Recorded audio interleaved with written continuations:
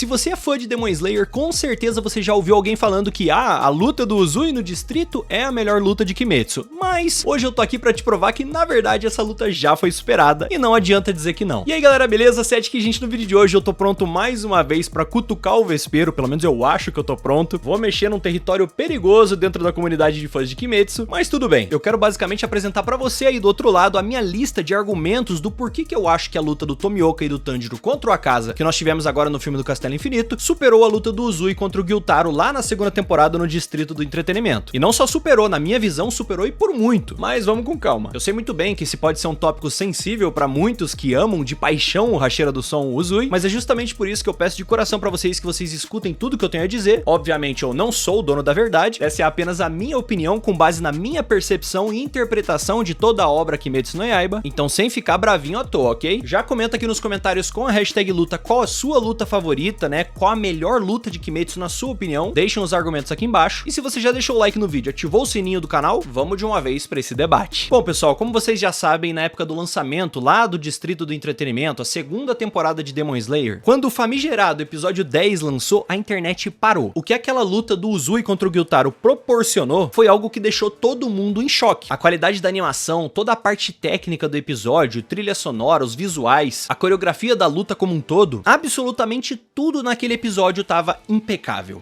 Maravilhoso. E eu não preciso dizer o óbvio que esse episódio em específico, ele tava muito acima de tudo que lançou naquele ano especificamente. Eu também lembro muito bem das batalhas semanais que tava rolando com os episódios de Attack on Titan, por exemplo. Enfim, não tem como você questionar esse episódio. Claro que sempre vai existir o hater médio de Kimetsu, aquela galera chata que gosta de falar um monte e fazer comentários como o famoso isso é só brilhinho na tela, nada demais. Mas a gente sabe que no final das contas isso é só um atestado de burrice máxima. Pessoa que fala um negócio desse tem zero conhecimento sobre produção de anime no geral. E do meio cinematográfico então, nem se fala. E olha que sou eu falando, uma pessoa que tem só o conhecimento básico. E mesmo assim já sei mais que essa galera. Mas assim, por conta de todo o clímax daquela luta do Uzui, toda a tensão gerada naquele momento decisivo de fim de temporada, com um combate mega importante, afinal eram os nossos queridinhos contra nada mais nada menos do que uma Lua Superior 6, Gyutaro e Daki. Foi um episódio que deixou a sua marca na indústria. Claro, marcou os corações de qualquer fã de Kimetsu, assim como os maiores fãs do Hashira do Som. Graças a esse episódio, a gente pôde presenciar nada mais nada menos do que um dos Hashiras mais poderosos na época até então, o Uzui, sofrendo as consequências diretas de se enfrentar uma Lua Superior. Afinal de contas, todo combate direto contra um dos 12 Kizuki sempre é marcado por particularidades muito intensas, que mesmo com muita gente tentando diminuir ele, subestimar ele basicamente, só porque ele é o Lua Superior 6, o mais fraco no fim das contas, ainda assim a gente tá falando de um Oni muito poderoso com um poder de veneno brutal, e que prejudicaria qualquer Hashira naquela posição dentro daquela luta, até mesmo o próprio Gyomei. Por conta do contexto que toda essa luta apresenta pra gente, a gente acaba tendo um senso de urgência muito grande. Afinal, o protagonista ele tá numa situação de risco de vida iminente. É uma situação onde você vai viver ou você vai morrer a qualquer momento. E as tentativas pra encontrar uma solução nesse combate, elas vão ficando escassas a cada momento. Tudo isso por conta da diferença de poder que é muito grande. Todos os personagens sangrando realmente no limite das capacidades físicas. E o uso do cenário dessa luta, ele é muito bem feito. Toda a sua movimentação é impecável. Além de que rola um plot twist absurdo com o Tengen Uzui voltando à vida aparentemente. Além de toda uma maracutaia, todo um esquema do Uzui pra desacelerar o seu coração a ponto de praticamente parar e quase morrer, pra fazer com que o veneno parasse de circular tão rápido pelo seu corpo. E aí o cara, além de fazer isso, volta pra luta mesmo sem um braço. Cara, é surreal. É aquela coisa, eu não tô aqui pra desmerecer a luta do Uzui. Não é esse o objetivo desse vídeo. E sim mostrar que mesmo essa luta sendo incrível, como todo mundo acha, porque de fato ela é incrível, tem uma luta que eu acho que ela supera. E até pra finalizar o lance dessa luta como um todo, a gente ainda tem uma cereja do bolo gigantesca, porque a gente tem o protagonista despertando um poder novo, no caso estamos falando de Marca do Caçador, adquirindo força suficiente pra conseguir decapitar um Lua Superior, e ainda por cima todo o lance do Inosuke e Zenitsu decapitando a Daki, tudo ao mesmo tempo com o que tá rolando com o Uzui, o Tanjiro e o Gyutaro, é realmente um momento absoluto cinema, mesmo que não seja no cinema. Simplesmente não tem como você desmerecer essa luta. E aí eu sei que vai ter gente que vai comentar: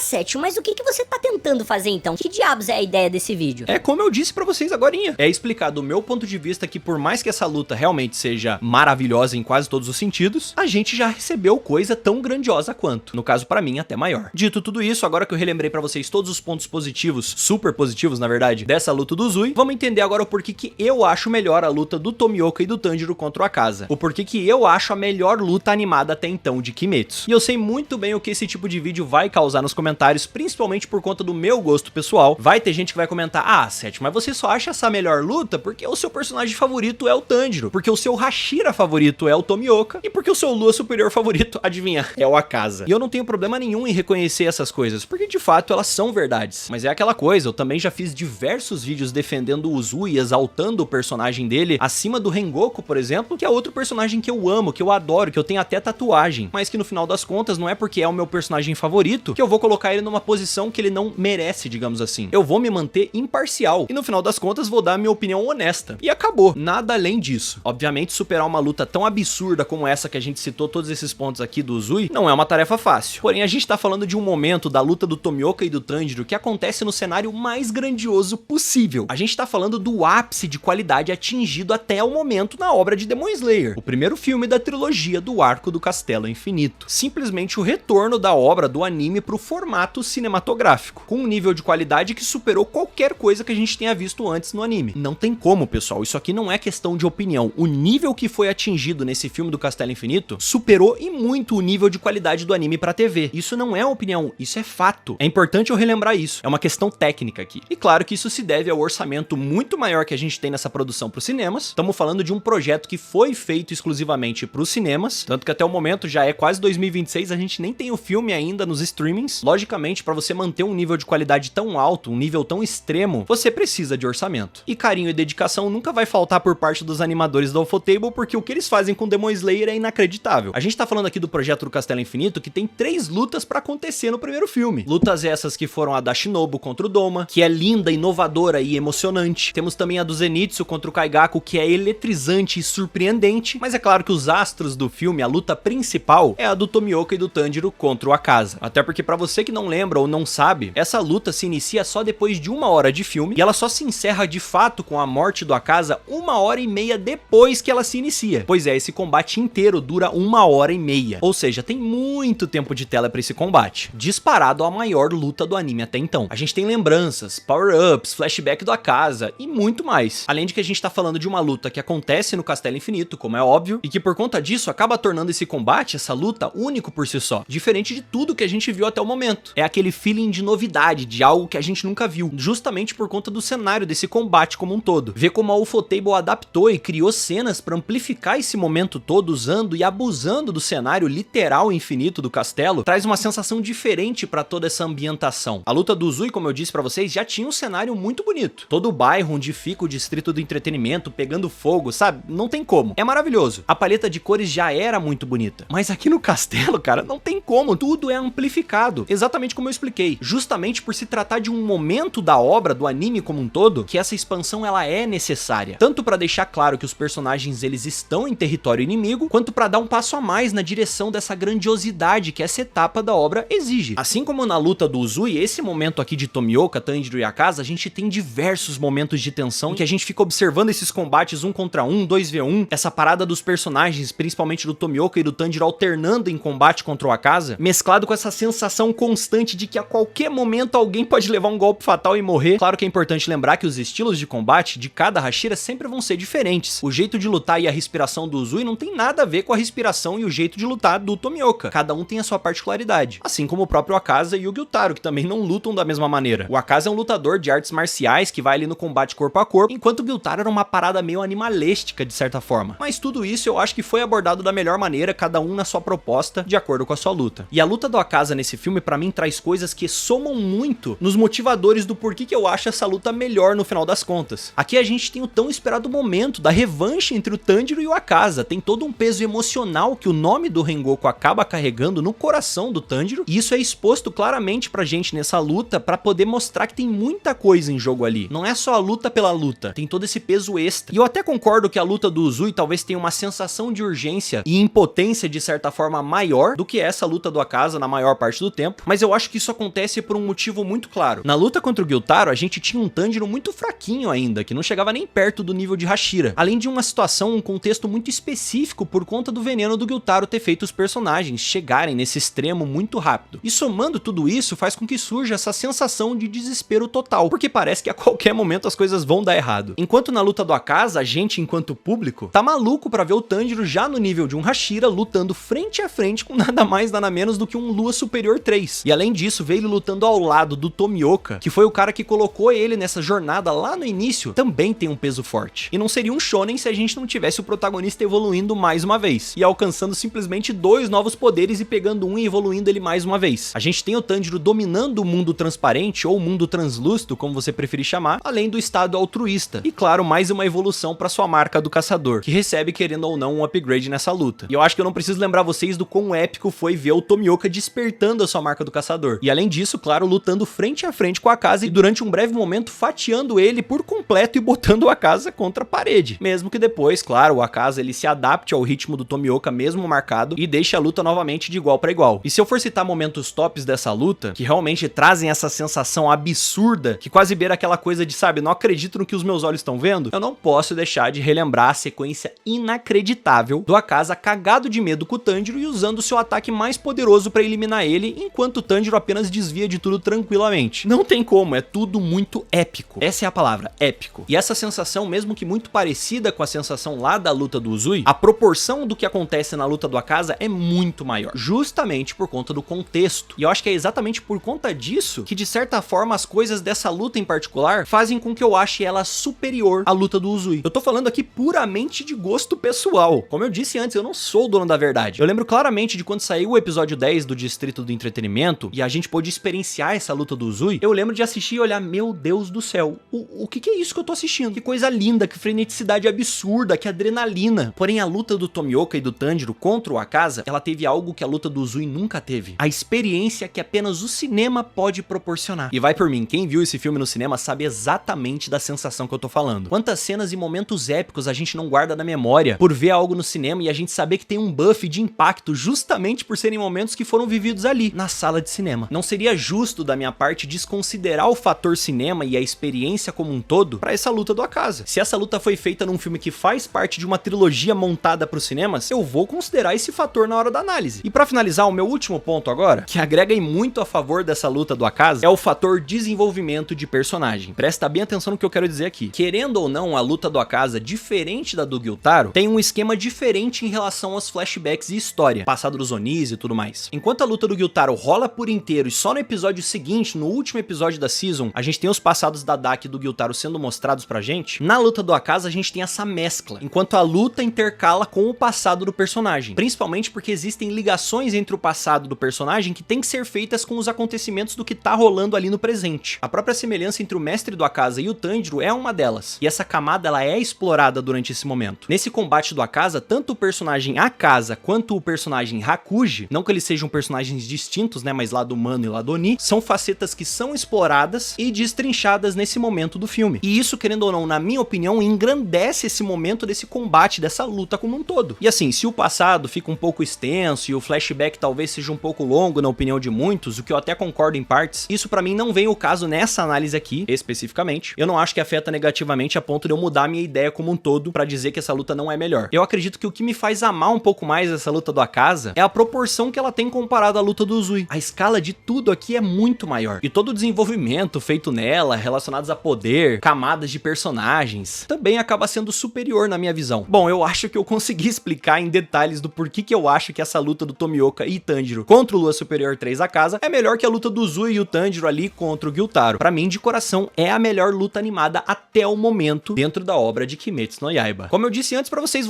não precisam concordar comigo. Tá tudo bem você continuar achando a luta do Uzui a melhor luta do anime até então, ou até mesmo outra luta também. Eu quero muito saber a opinião de vocês aqui nos comentários, então os textões estão liberados. E claro, não esqueçam do like no vídeo que me ajuda muito. Eu espero de coração que vocês tenham gostado desse vídeo. Se vocês curtiram, quem sabe eu trago mais vídeos nesse estilo. Então é isso aí, galera, eu vou ficando por aqui, um abraço, até mais e falou!